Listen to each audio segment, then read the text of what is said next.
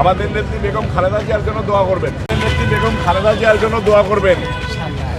আল্লাহ পাক রব্বুল আলামিন যেন ওনাকে জান্নাতবাসী করেন। আমাদের নেত্রী বেগম খালেদা জিয়ার জন্য দোয়া করবেন।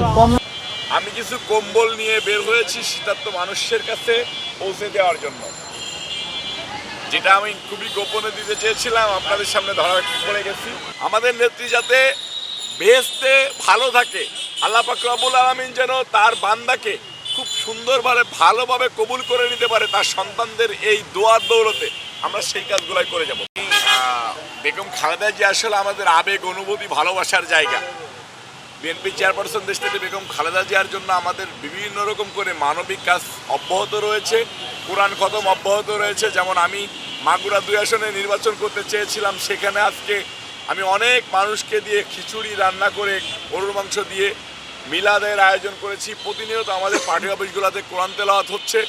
এটা চলমান প্রক্রিয়া। আমাদের নেত্রী, আমাদের মা, আমরা যাকে মা বলে সম্বোধন করি, সন্তান তার মার জন্য সারা জীবন দোয়া করবে, সারা জীবন মানবিক কাজ করে থাকবে। আমাদের নেত্রী যাতে বেহেশতে ভালো থাকে, আল্লাহ পাক রব্বুল আলামিন যেন তার বান্দাকে খুব সুন্দরভাবে ভালোভাবে কবুল করে নিতে পারে, তার সন্তানদের এই দোয়ার দৌলতে আমরা সেই কাজগুলাই করে যাব। আমাদের প্রিয় নেত্রী, 3 বারের সাবেক সফল প্রধানমন্ত্রী, বিএনপি চেয়ারপারসন দেশনেত্রী বেগম খালেদা জিয়া মারা গিয়েছেন। উনি সবসময় মানবিক কাজ করে থাকতেন। আমাদের প্রিয় নেতা বিএনপির ভারপ্রাপ্ত চেয়ারম্যান জনাব তারেক রহমান সাহেব নীরবে নির্বিঘ্নে সবসময় মানবিক কাজগুলো করে থাকেন।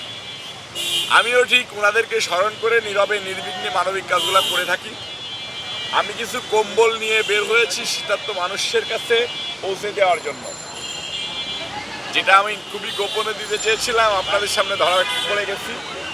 আমি রাস্তায় যারা শুয়ে রয়েছে তাদেরকে কম্বল দিচ্ছি, যারা আগুন পোয়াচ্ছে তাদেরকে কম্বল দিচ্ছি, যারা রিক্সা চালক শীতের কাপড় কেনার সাধ্য নেই তাদেরকে কম্বল দিচ্ছি, অসহায় প্রতিবন্ধী মানুষদেরকে কম্বল দিচ্ছি।